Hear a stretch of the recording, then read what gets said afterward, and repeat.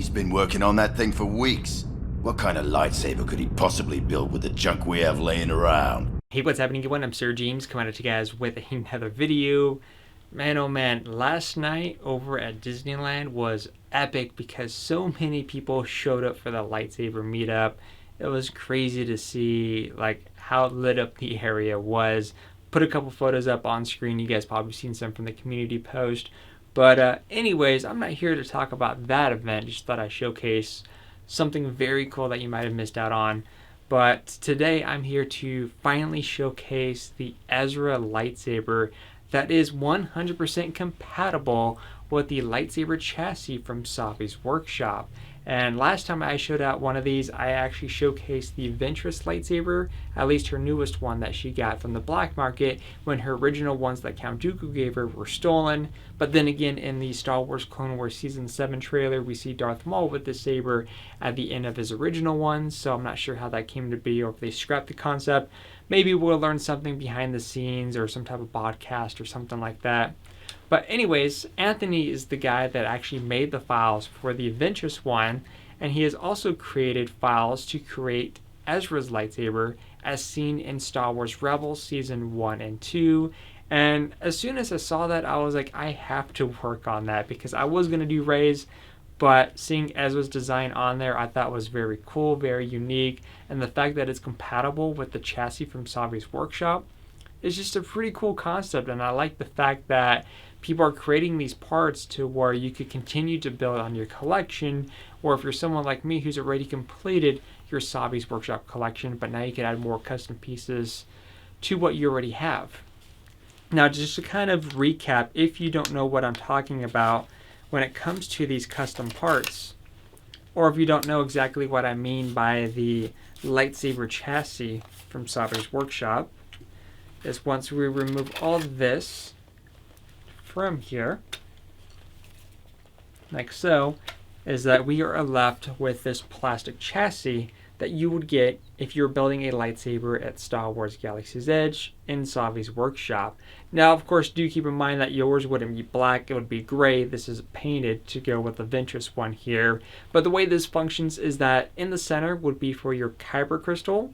On the one end, you have your battery compartment, which utilizes 3 AAAs.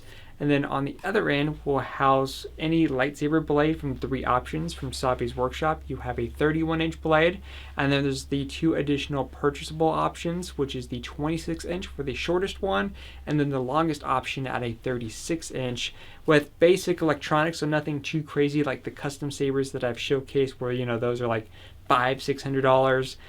Here, again, it's going to be very basic, and a Savi's workshop lightsaber, if you're building it, is going to run you at about $200 plus tax, so about $215. But even if you already built out one of these and you perhaps own a 3D printer, or maybe have access to a 3D printer, you could always expand on your collection. You can make the Ventress one that I've showcased already. But if you're looking for something a little bit different as well, why not create Ezra's lightsaber as seen in Star Wars Rebels Season 1 and 2. This thing turned out very, very good. I spent a good week and a half working on this, from getting the parts printed, reprinting a few sections here and there, because again, I'm not someone who's an expert in utilizing a 3D printer. I've only had a 3D printer for pretty much just a little bit over a month now. And so far, at least from the stuff that I printed, I've actually been kind of surprised with how everything has turned out, especially when it comes to the whole paint work. I kind of surprise myself as often as I do. But, I mean, where do I even start with this thing? I mean, besides it being really cool looking, I guess let's go ahead and start off by showcasing a closer look at it, and I'll kind of point some things out and essentially see where the video takes us. So here is a closer look. Give you guys a size comparison within my hand. So it's not a short saber indeed. It's definitely got a little bit of a size going for it, but it still works out maintaining its initial shape. Of course, probably by default, it reminds you of a staple gun, which you'll be correct because that's what everyone calls it, the staple gun lightsaber. Here's the top portion. I did my best that I can with the weathering because I was following along with a concept art image that I've seen online. And a little bit of a fun fact is that I'm actually utilizing one piece of item from Savi's workshop. This bottom sleeve here is actually the sleeve from the power and control sets. So rather than 3D print the part, I said, you know what, that's pretty much exactly what he has on there. And so I just incorporated the part on here. It had the same color that I needed. It had the same ring design that I needed. So I just figured, why not incorporate a piece from the actual Savi set into this Ezra build. And then you got the bottom with a nice D-ring clip over here. And yes, it does function as it's supposed to, because the D-ring, the way he designed it is that it's a little bit tight. So what I actually ended up doing is that I added some glue, then I took a hammer and I carefully hammered the thing in, because this thing for the most part ain't going nowhere. It'd be hard to break off, to be honest, but very tight.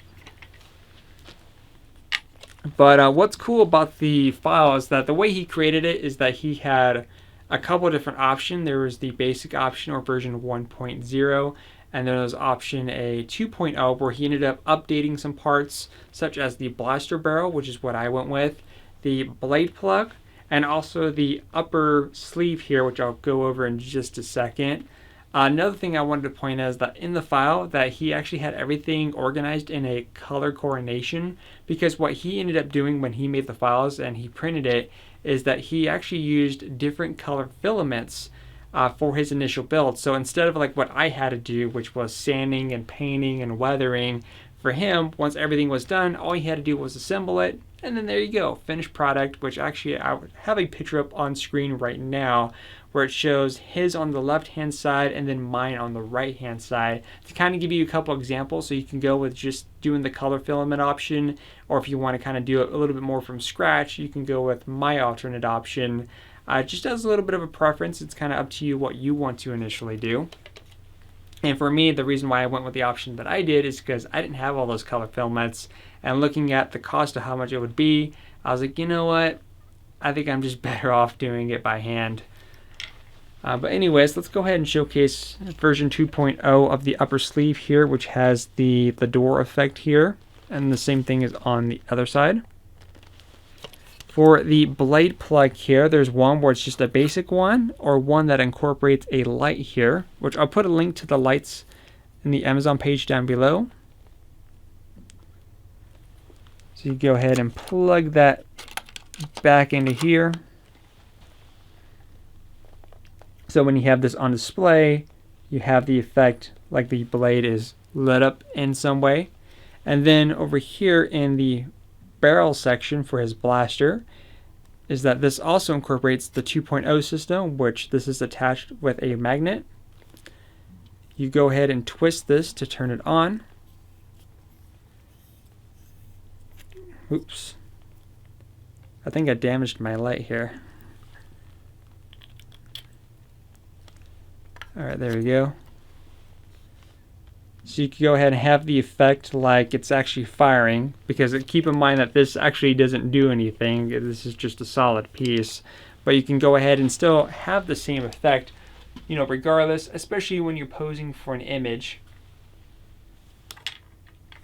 And again, because this is utilizing the lightsaber chassis from Savi's workshop, this does support the Galaxy's Edge blades.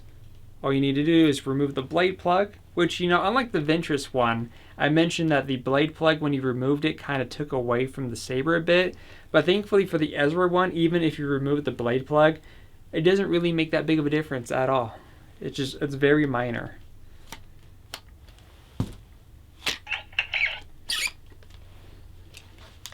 Go ahead and flip this on.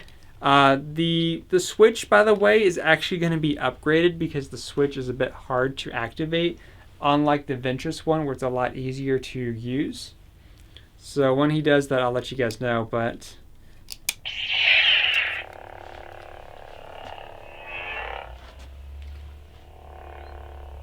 again, you still got the same functionality from Savi's workshop as far as how this handles and how it sounds in the end. And in terms of its stability, and like basically how the parts feel when everything's in here, it feels perfectly fine. Everything feels sturdy. It doesn't feel like anything is going to snap off completely at all.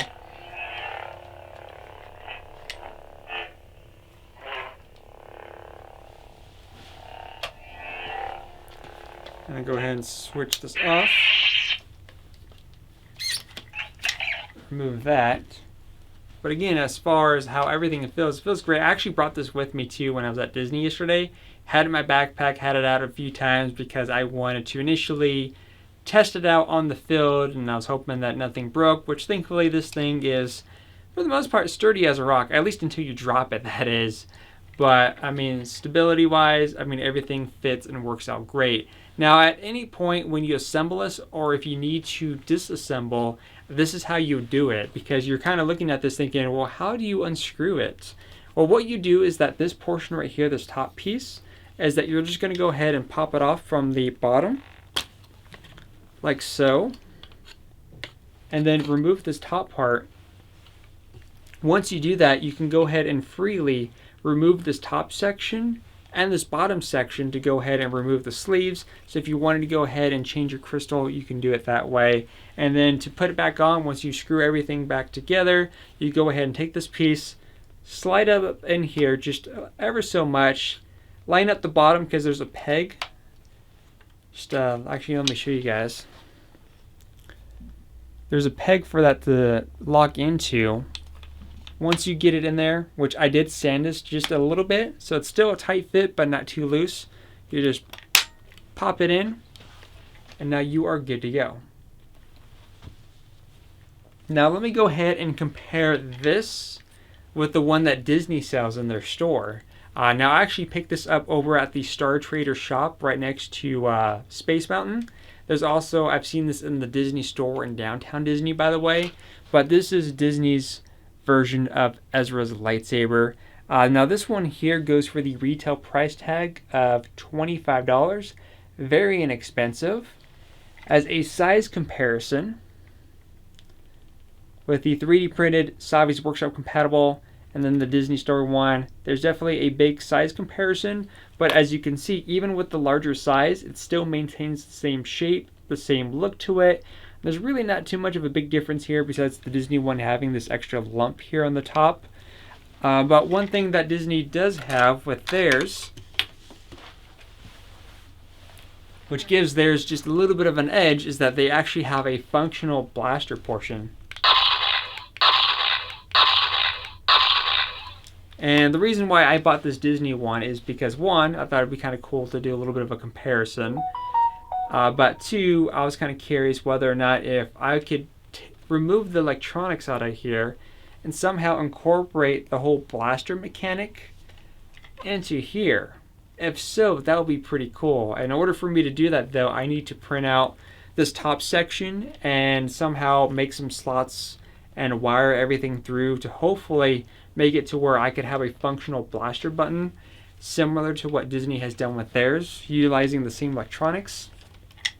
But I don't think I'm going to be doing that anytime soon because the Disney one here, I'm actually considering repainting in some areas and weathering it just to kind of bring out the detail a little bit more, because the Disney one here, if you don't have access to a 3D printer and you really want an Ezra saber, this one's actually not a bad option. Again, you got a functional blaster. You got a clip right here that attaches to your belt. Very lightweight, very inexpensive. And as far as the blade goes, it functions like so.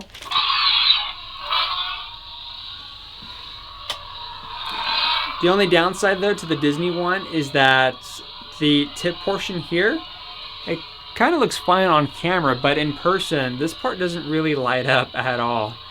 Very little, but again, this is not half bad. So again, there is that one. Once again, with a comparison with mine. 3D printed, Savi's Workshop compatible, Disney Store, very lightweight, very inexpensive, and super affordable. Let me know what you guys think in the comment section down below. Now, I know I'm probably going to get the main question is, where do I get the files? Now, unfortunately, I don't have a definitive answer for that one because originally the files were available on Thingiverse. However, the person who made them, Anthony, he found out that people were stealing his files and were selling them as if it was their own. And they're making money off his work, which is a big no. Because a lot of you guys have asked me, how much would it cost for me to print these out and sell them to you guys? By default, I cannot do that unless if I get permission from the owner himself, work out a deal, so that way he gets a bit of a cut of the money, because again, it's his files that he made. So because of that, he actually took off the Ezra one. He also removed the Ventress one too, by the way. And I'm in talks with him because I know he set up an Etsy page. At the moment, his Etsy page is set up to where you can purchase a saber that's going to be fully made out to you. So you don't have to do any painting, whatnot. It's just going to be fully made. It's going to get everything that you need, and then go from there. But I urged him, encouraged him to, to allow people to get the digital options still. Even if he wants not to put them for free anymore.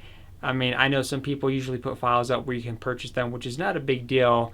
But hopefully he'll add the files back. Maybe he'll put them up on his Etsy store for a good deal. But hopefully that will be the case. If so, I'll let you guys know when that updates. But at the moment, the only option to get it is basically by buying one of his pre-built options. But for anyone with access to a 3D printer, at least at the moment, and it could change maybe later today, is that there's no option for that as of yet. There was, but currently not anymore because other people have ruined it.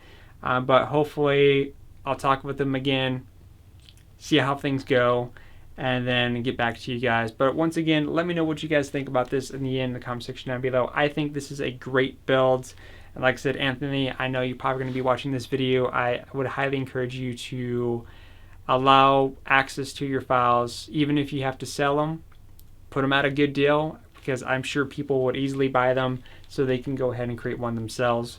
But until then, I'll see you guys on the next video upload, and enjoy the rest of your weekend.